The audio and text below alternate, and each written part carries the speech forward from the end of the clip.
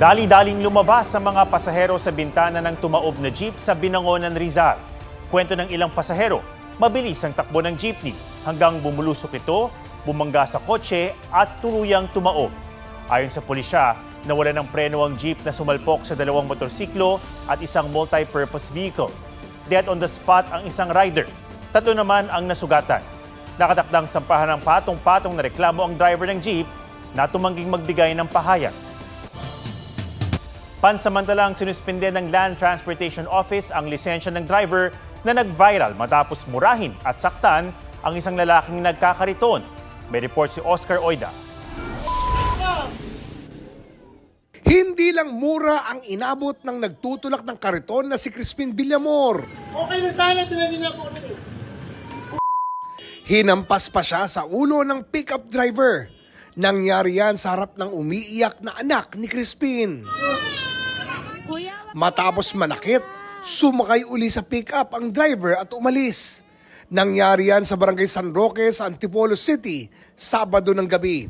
Ayon kay Crispin, nagtutulak siya noon ng kariton nang makasalubong ang pickup. Nagdire-diretso raw ito ng takbo at muntik pang masagasaan ang kanyang anak. Naiwas niya ang kanyang anak pero tumama ang pickup sa kanyang kariton. Parang hindi niya ako nakikita. Parang yung nagkabanggaan na lang, may bumangga na lang po sa kanya, saka po siya bumaba. Masakit para kay Crispin na nakita ng anak ang nangyari. Ayon kay Crispin, nagbanta ang pickup driver. Pinakita mo sa anak mo na hindi mo siya pinatanggol. Sabi po niya, papatayin niya daw po ako. Tapos babarilin. Nag-viral ang video ng pananakit matapos i-post ng nakasaksi sa insidente. Hindi po kasi nag-sorry, kaya naisipan ko po na i-post na lang kasi parang may mali po talaga. Na napaka-confident po niya na manakit, kung wala kami doon, baka hindi lang po batok inabot niyan. Nakita lang po niya na may natakot sa asawa ko pati, nakita lang niya na nakakamera ko kaya po yun pumasok. Pero nagbanta pa po yun. Sabi ng Antipolo City Police, nagpunta ang pickup driver sa kanilang tanggapan kanina para makipag-ayos kay Crispin. Sadya rito para humingi ng paumanhin din. At sabi niya ay nagkamali siya. Nagkamali siya, sabi niya. O tapos, nagpang-abot sila dito nung sinapak niya? Yung sinapak niya sa video, pumunta naman sa police station para linawin din yung issue na inimbestigahan namin na sabi niya hindi na siya para magsampa pa ng reklamo. Nag-issue ng show cause order ang Land Transportation Office para pagpaliwanagin ang pickup driver. Pinatawan na rin siya ng 90-day suspension habang iniimbestigahan ang insidente. Oscar Oida, nagbabalita para sa GMA Integrated News. Pilipino ang pakilala pero nabistong Chinese national pala. Dapat daw ituring ng national security concern ang kaso ng mining executive na si Joseph C. ayon sa NICA o National Intelligence Coordinating Agency. Naging miyembro pa si C ng Philippine Coast Guard Auxiliary, isang volunteer organization ng Coast Guard, pero naalis nang makwestiyon ng pagka-Pilipino. May report si Ian Cruz. Hindi lang ordinaryong usapin ng pagka-Pilipino ang kaso ng mining executive na si Joseph C. Na tulad ni Alice Go ay nabistong isang Chino kahit matagal na namumuhay at nagpapakilalang Pilipino na mayroon pang dokumento. The case of Joseph C., Madam Chair, presents a potential national security considerations that warrant close and sustained attention. Hindi na idinitalye sa pagdinig pero bibigyan ng NICA ng briefing ang Senado ukol sa pagkatao ni C. Sa pagharap sa Subcommittee on Justice and Human Rights ng Senado, inusisa ni Senador Risa Ontiveros si C kung paano siya naging Pilipino. So, Mr. C, saan po kayo pinanganak? My ongoing case is in CA. So, pasensya na po. I can emote to my life to Debian Sidin. Kasi may kaso na pasensya na. Nasa kote. Pirming ini-invoke ni C ang kanyang karapatang manahimik habang nakabinbin ang kaso niya sa Court of Appeals. Nakakuha ng tip at kalaunan, inaresto ng Immigration Agency C noong Agosto sa NAIA matapos malaman na tugma ang fingerprints niya sa isang Chinese national. Fingerprint records in our Alien Certificate of Registration Identification Card database pertains to a certain Chen Zongzhen vis-a-vis certain Joseph C. as being one and the same person. Ginagamit nyo ba yung pangalang ito, yung Shi Zhenzhong? I import. What about Cheng Zhongzhen? Ginagamit nyo ba yung pangalang iyon? Your Honor, I import to be silent. Pero nang tanungin ukol sa pagiging honorary chairman ng Philippine Silk Road International Chamber of Commerce, hindi ito itinanggi ni Xi. Nang tanungin kung nagkakasama ba sila ng presidential advisor ni dating Pangulong Rodrigo Duterte na si Michael Yang. Kasama si Michael Yang? Hindi ko alam. Hindi ko nakita. Nakita nyo ba si Tony Yang sa mga events ng chamber? Hindi. Wala rin umanong ugnayan ang samahan nila sa Pilipinas sa Belt and Road Initiative ng China. Nang ipakita ni Ontiveros ang mga larawan na ang mga miyembro ng chamber na pinamumuno ni Xi ay nasa China para dumalo sa event ng Communist Party ng China noong 2021. I can import. Sir, They've been to silent. Sa susunod na pagdinig ukol kay Xi ay naisipasumpina ni Ontiveros ang anak nito dahil sa orihinal na birth certificate na nagsasaad na Chino ang mga magulang niya. Ian Cruz nagbabalita para sa GMA Integrated News. 8 makikiramay sana sa patay ang nasawi matapos mahulog ang sinasakyan nilang multicab sa bangin sa Ayungon, Negros Oriental. May spot report si Alan Domingo ng GMA Regional TV. Bumagsak sa naglalakihang mga bato ang multicab na ito sa barangay Tigib, Ayungon, Negros Oriental. 5 sa 20 sakay ang dead on the spot. 3 ang isinugod sa Negros Oriental Provincial Hospital pero idineklara ng dead on arrival. 4 kabilang isang bata at ang driver ng multicab ang nananatiling critical. Isa nagtamo ng minor injury na nasa Bindoy District Hospital habang nakaligtas ang iba pang sakay.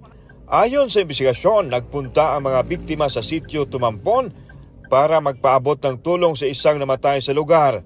Nang mawala ng preno ang multicab sa matarik na bahagi ng kalsada bago tuluyang mahulog sa bangin. Ayon sa kapitan ng barangay, mababa lang ang pinagbagsakan ng multicab pero 3 beses itong nagpagulong-gulong bago tuluyang tumaob. Alan Domingo ng GMA Regional TV nagbabalita para sa GMA Integrated News. Mamayang madaling araw na ang simula ng Misa de Gallo pero may mga dumalo na rin sa anticipated simbang gabi kanina. Bukod sa pagsisimba, abala na rin ng marami sa pamamili ng regalo at panghanda sa Noche Buena ngayong payday. May report si Marizo Mali. Nang sumahod diretso agad sa Divisoria si Teacher Vetriz kasama ang asawa para mamili ng panregalo sa mga anak. Mas priority talaga yung kids kasi 'di ba Christmas is for kids talaga. Gusto namin silang bigyan ng memory na kapag Christmas special. Sina Donna at Rose Ann naisip na magregalo ng laruan at damit. Mas magagamit nila ng matagal, ganyan. Mas mura po at saka mas maraming pamimilian. Yan hinahanap ng mga bata eh. Apo, mga laro-laruan lang po. Kutsi-kutsiyan, sa mga iba pa po, mga damit, mga pangbata. Yan. Yung mga bata mahilig sa mga bagong damit, pag meron silang bagong damit, parang masaya na sila. Pero yung iba, laruan. Puno na rin ng mga namimili ang isang grocery store. Namamakyaw ang ilan ng pang Noche Buena at ng mga panghanda sa Christmas party. Baka magtaas and at the same time yung bulk of bibili, syempre mahaba na yung pila. Ang ilan gusto maging espesyal ang handa sa Pasko para sa pamilya. Tignan natin yung bright side ng hindi puro problema dapat. Syempre para masaya naman papaano. Pag puro problema, stress lang yan. Pagdating ng New Year, dapat masaya tayo. Pagkatapos mamili, naghahanda na rin ang ilan para sa unang simbang gabi. Dagsang deboto sa Minor Basilica and National Shrine of Jesus Nazareno sa Quiapo, Maynila. Bihis Pasko na rin sa St. Peter Parish sa Commonwealth Quezon City para sa anticipated simbang gabi. Dasal na marami ay para sa pamilya bago ang sarili. Na maging maayos yung pamumuhay namin sa buong pamilya namin and then lalo-lalo na po yung health po ng magulang namin. Lalong-lalo na po yung ate ko po. May bago po siyang journey sa ibang lugar naman po. Sa sarili, maging RMT po, medtech po. May ilan ding para sa bayan. Meron sana tayong peace, masolve na itong nangyayari sa government. I don't like corruption. Pero mayroon ding nagsimba para ipagpasalamat ang mga biyaya o mga pagsubok na nalampasan. Pag stress po sa mga homework po, seat work, ganyan po. Lagi po akong humihingi ng gabay, ng tulong kay Lord. At binibigyan naman po niya sa akin yung mga hinihiniling ko po. Mariz Umali nagbabalita para sa GMA Integrated News. Walang bagyo pero patuloy ang mga pagulan sa iba't ibang lugar sa bansa. Ayon sa Pag-asa, amihan at easterlies ang nagpapaulan ngayong araw. Mula kaninang hapon, nakakaapekto na rin ang shear line na tatagal hanggang bukas. Pero hindi rin inaalis ng Pag-asa ang posibilidad na may mabuong low pressure area sa loob ng Philippine Area of Responsibility sa mga susunod na araw. Base naman sa datos ng Metro Weather, umaga pa lang bukas, malakas na ang ulan sa Northern Luzon. Meron ding kalat-kalat na ulan sa Bicol Region, Mindoro Provinces, Palawan, ilang bahagi ng Samar at Leyte Provinces, Zamboanga Peninsula, Caraga at Davao Region. Magpapatuloy yan sa hapon. Maging alerto dahil malaki ang banta ng baha o landslide. Mas marami na ring uulaning probinsya sa Mindanao. Sa Metro Manila, may tsansa pa ring maulit ang mga pagulan bukas.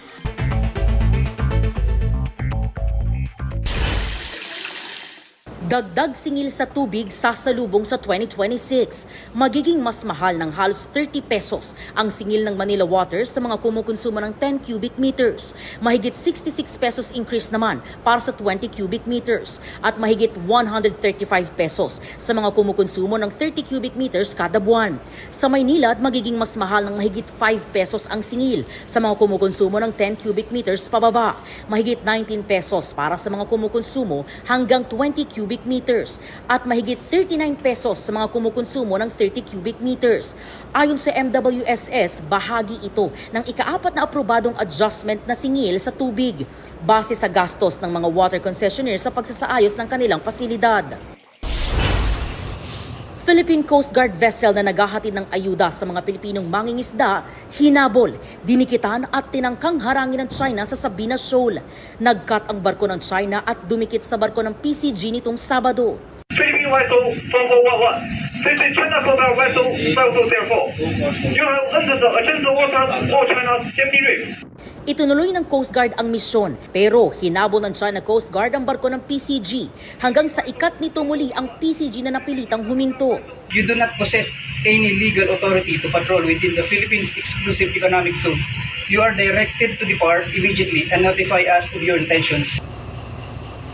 Sabado, habang abala sa pag-aabot ng tulong ang PCG, 2 Chinese aircraft ang nagpaikot-ikot sa himpapawid. Nilaunch naman ang PCG ang Islander 251 para sa Maritime Domain Awareness flight nito sa vicinity ng Abad Santos Shoal. Siniguro ng PCG na ipagpapatuloy ang pagpapatrolya sa West Philippine Sea, katuwang ang iba pang ahensya ng gobyerno. EJ Gomez, nagbabalita para sa GMA Integrated News. 16 ang patay sa pamamaril sa Australia.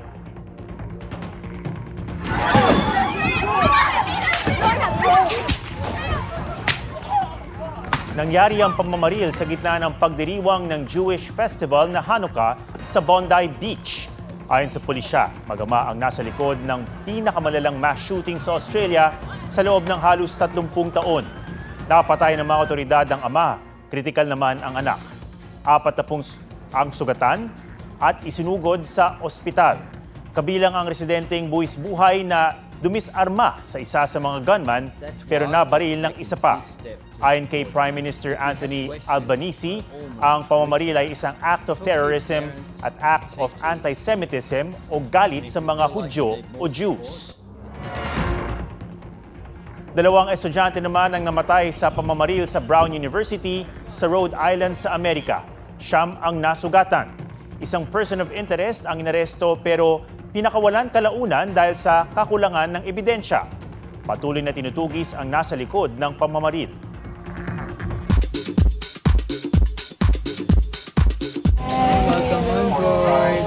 Ang akala Samantalang video greeting request ng daddy ni Gabby Garcia sa isang family friend, pa-birthday surprise pala sa kanya. Ikaw pala!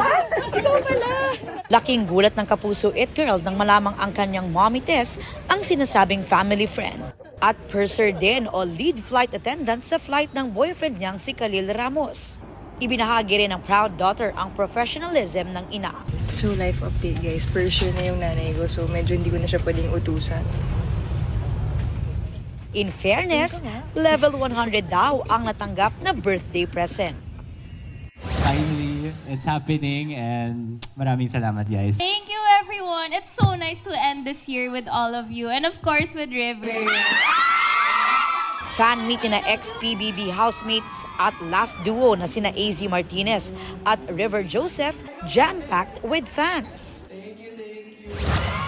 Mainit ding tinanggap ng Global Pinoy si Kapuso primetime action hero Ruru Madrid sa pistang Pilipino event sa Fukuoka, Japan. Sobrang nag-enjoy ako kasi mararamdaman mo talaga yung pagkasabik nila sa mga kapwa nila Pilipino. Kung magkakaroon ng free time bago matapos ang taon, plano ni Ruru na bumalik ng Japan but this time with girlfriend Bianca Umali. Sa ngayon nakafocus si Bianca sa Encantadia Chronicles Sangre, kung saan kasama na rin sa cast ang kapatid ni Ruru na si Rere na gumaganap bilang kontrabida sa mundo ng mga tao na si Cami. Napaproud ako nung napanood ko yung eksena nila. Parehas silang mahusay. Nagulat ako actually kay Rere. I didn't expect na ganun kalalim yung talento niya pagdating sa larangan ng pag-arte. Aubrey Carampel nagbabalita para sa GMA Integrated News.